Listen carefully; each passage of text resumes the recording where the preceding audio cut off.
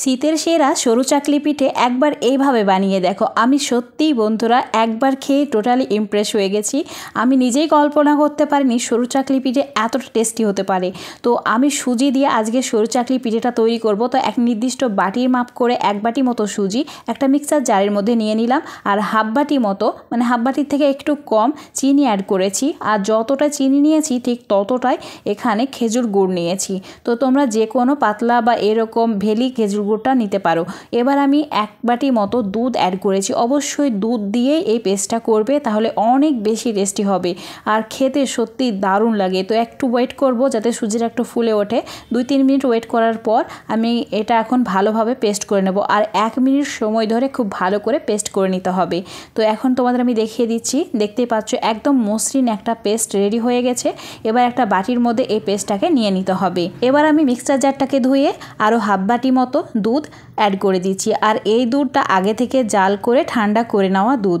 আর অবশ্যই দুধটা প্রথমে 1 বাটি, তারপর যখন এটা পেস্ট হয়ে যাবে আরও হাফ বাটি মতো দুধ অ্যাড করে দিতে হবে। তাহলে একদম পারফেক্ট সরু চাকলি পিঠের ব্যাটারটা রেডি হয়ে যাবে। তো দেখতেই পাচ্ছ ঠিক এই রকম পাতলা একটা মিশ্রণ রেডি করে নিতে হবে।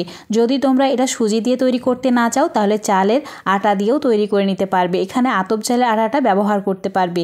এবার আমি দিয়েছি 3 থেকে 4 চামচ মতো নারকেল কোড়া। একদম মসৃণ করে নারকেল কোড়াটা কুড়ে নেবে, তাহলে এটা খেতে ভালো লাগবে। স্বাদ মতো অল্প একটু নুন অ্যাড করেছি, নুনটা অবশ্যই অ্যাড করবে। তারপর খুব ভালো করে মিশিয়ে নিতে হবে। 2 মিনিট সময় ধরে খুব ভালো করে মিশিয়ে নিয়েছি। যত ভালো করে মেশানো হবে পিঠেগুলো একদম পারফেক্ট হবে। তো মেশানো হয়ে গেছে আর এইরকম পাতলা রেখেছি। তো এখন আমরা সরু চাকলি পিঠেটা রেডি করে নেব। তার জন্য চুলোর উপর একটা কড়াই নিয়েছি, কড়াই অল্প একটু সাদা তেল ব্রাশ করে নিয়েছি। 2 হাতা মতো মিশ্রণ আমি অ্যাড করে দেব, মানে ব্যাটারটা অ্যাড করে দিয়েছি একটা নির্দিষ্ট হাতার মাপ করে। তারপর এইভাবে কড়াইটাকে ঘুরিয়ে ঘুরিয়ে একদম গোল একটা চাকলি পিঠে তৈরি করে নিতে হবে। তো চুলোর আঁচটা অবশ্যই মিডিয়াম টু লো রাখবে, না হলে এটা পুড়ে যাবে। তো এখন আমার এটা ঘোরানো হয়ে গেছে। তো 1 মিনিট মতো আমি ওয়েট করব যাতে এটা ওপরটা শুকিয়ে আসে। তো ওপরটা শুকিয়ে আসা মাত্র এভাবে ভাঁজ করে নিতে হবে। তো আমি যেভাবে ফোল্ড করে নিচ্ছি বা ভাঁজ করে নিচ্ছি ঠিক সেভাবে ভাঁজ করে নিয়ে এটা সার্ভ করবে। তো একইভাবে সব পিঠেগুলোকে আমি রেডি করে নিচ্ছি। অল্প একটু তেল ব্রাশ করে 2 হাতা মতো ব্যাটার দিয়ে ঘুরিয়ে ঘুরিয়ে চাকলি পিঠেটা রেডি করে নিতে হবে। আর একদম লো আঁচেই কিন্তু এই চাকলি পিঠেগুলো সেঁকে নিতে হবে, নইলে পুড়ে যাবে। তো পুড়ে গেলে একদমই ভালো লাগে না খেতে।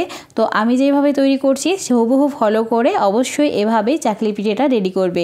একটা মজার বিষয় হচ্ছে যে এই চাকলি পিঠেগুলো খেতে কোনো কিছুই লাগে না, এতটাই টেস্টি যে এমনি এমনি খেয়ে নেবে। তো দেখতেই পাচ্ছ সব সরু চাকলি পিঠেগুলো আমার রেডি করা হয়ে গেছে। এটা যখন খুব ভালোভাবে ঠান্ডা হয়ে যাবে তখনই সার্ভ করবে, তাহলে এটা বেশি ভালো লাগবে খেতে। গুড়ের যে কোনো পিঠে রেসিপি ঠান্ডা হলেই কিন্তু বেশি ভালো লাগে। তো ঠান্ডা হওয়ার পর সার্ভ করবে, দেখতে পাবে হালকা একটু শক্ত হয়ে যাবে আর খেতেও দারুণ সেই রকম টেস্টি হবে। আটা ছাড়াই যে কোনো সময় সরু চাকলি পিঠে খেতে মন চাইলেই যখন ইচ্ছা তখন বানিয়ে খেতে পারবে। আশা করছি আজকের এই রেসিপিটা তোমাদের অনেক ভালো লেগেছে। ভালো লাগলে অবশ্যই লাইক শেয়ার কমেন্ট করে দেবে। যদি এই রেসিপিটা ফেসবুক পেজ থেকে দেখো পেজটাকে অবশ্যই ফলো করে নেবে। ইউটিউব থেকে দেখলে অবশ্যই চ্যানেলটাকে সাবস্ক্রাইব করে রাখবে আরও এরকম সুন্দর সহজ রেসিপি পাওয়ার জন্য। তো বন্ধুরা অবশ্যই এইভাবে একবার হলেও সরু চাকলি পিঠেটা বাড়িতে বানিয়ে ট্রাই করে দেখবে আর কমেন্ট করে আমাকে জানাবে তোমাদের পিঠেগুলো কেমন হয়েছিল আর কেমন খেতে হয়েছে।